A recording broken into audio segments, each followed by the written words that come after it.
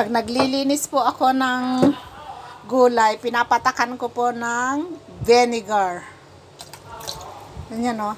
Itong vinegar, linalagyan ko lang. Para sa ganun ay matanggal lahat yung mga mikrobyo. Mga insects na maliliit na nakadikit sa gulay. Kaya kailangan lalagyan ng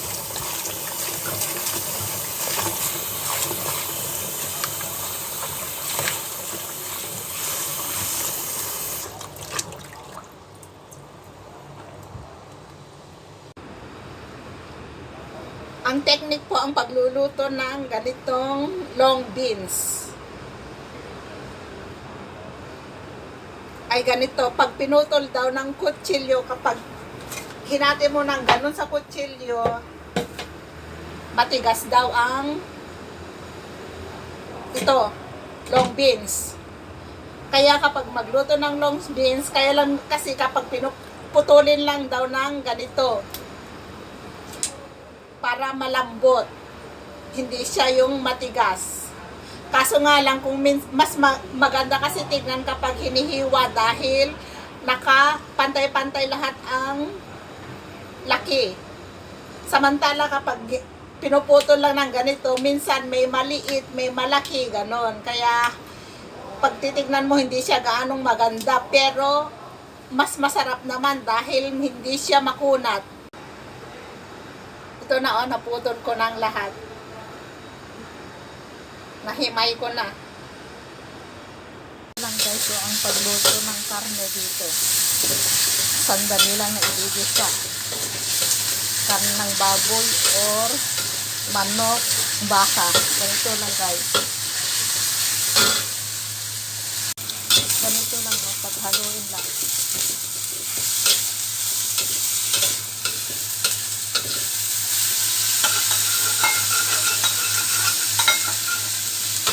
Ilagay itong ginawa kong slurry, cornstarch, sugar, oyster sauce.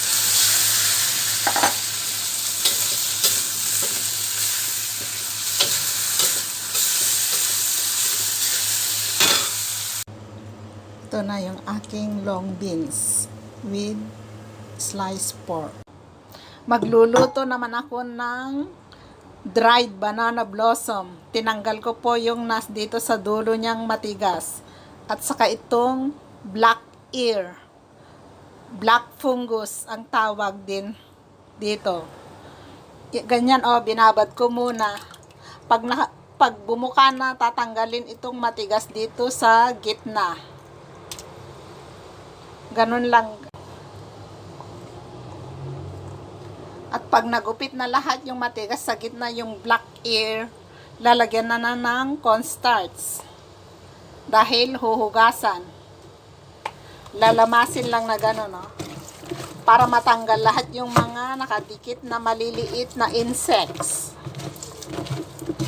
Ganito ang mga paglilinis.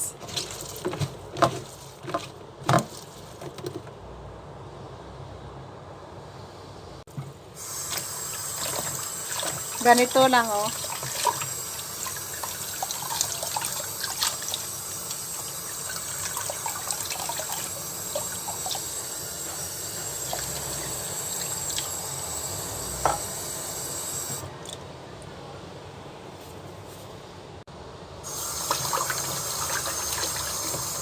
Ganito, hugasan uli.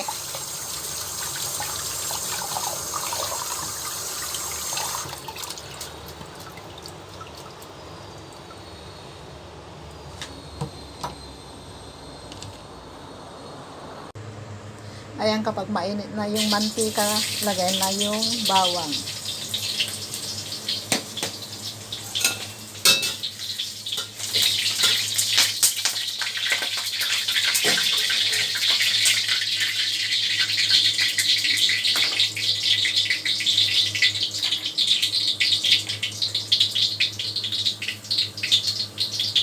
Lagay naman itong shrimp.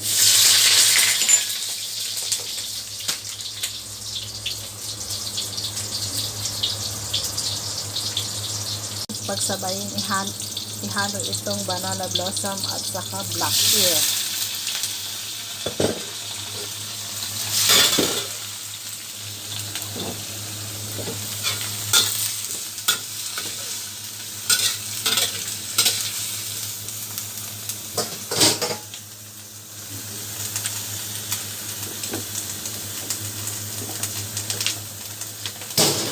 Saka ilagay naman itong Chinese cabbage.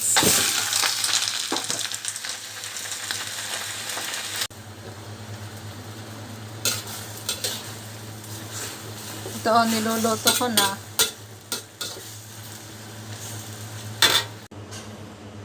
Ito na po yung aking niluto.